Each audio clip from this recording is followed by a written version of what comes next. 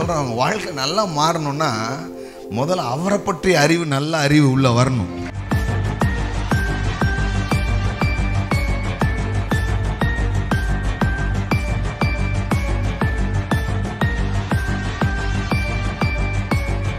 நம்முடைய தேவனும் இரட்சகருமாய் இருக்கிற இயேசு கிறிஸ்துவினுடைய நீதியினால் எங்களைப் போல் அருமையான விசுவாசத்தை பெற்ற கிறிஸ்துவின் ஊழியக்காரரும் அப்போஸ்தலனுமாகிய சீமோன் பேதுரு எழுதுகிறதாவது, தேவனையும் நம்முடைய கர்த்தராக இயேசுவையும், சவுண்டா சொல்லுங்க பார்க்கலாம், எதனால?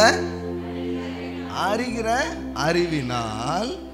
இப்போ கிருபையும் கிருபை கொடுங்க ஆண்டவரே அப்படின்றாங்க. கிருபெல்லாம் கொடுத்தாச்சு. சில பேர் ஜோமன் கிருபைக்கு ஜோம் பண்ணிட்டு இருக்காங்க. கிருபை கிருபை கிருபை கிருபை அப்படின்றாங்க. சமாதானம், சமாதானத்தை தாரும் ஆண்டவரே. நீ அப்படி ஜோம் பண்ணா கூட ஆவியானவர் என்ன பண்ணுவார் தெரியுமா? சமாதானம் எப்படி கொடுக்கப்பட்டிருக்குன்னு உங்களுக்கு காட்டுவார். ஆமென். இங்க பாருங்க, அறிகிற அறிவினால் உங்களுக்கு கிருபையும் சமாதானமும் எல்லாம் சொல்லுங்க. அறிவினாலே தான் பெருக்கம் நடக்கிறது. ஆமென். நான் சொல்றேன், அவங்க வாழ்க்கை நல்லா மாறணும்னா முதல்ல அவரை பற்றிய அறிவு, நல்ல அறிவு உள்ள வரணும்.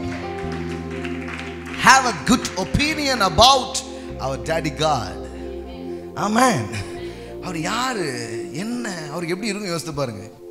உனக்காக உயிரையே கொடுத்தேன், ஏன்ட்ட வந்து இப்படி கதறிட்டு இருக்கிறிய, ஏன்ட்ட வந்து இப்படி கூப்பாடு போட்டு இருக்கிறிய, இப்படி கெஞ்சிக்கிட்டு இருக்கிறிய.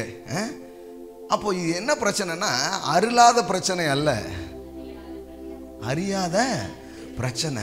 அப்போ அருள் இருக்கிறார்னா உங்க ஃபைட் வந்து அவர் கூட இருக்காது,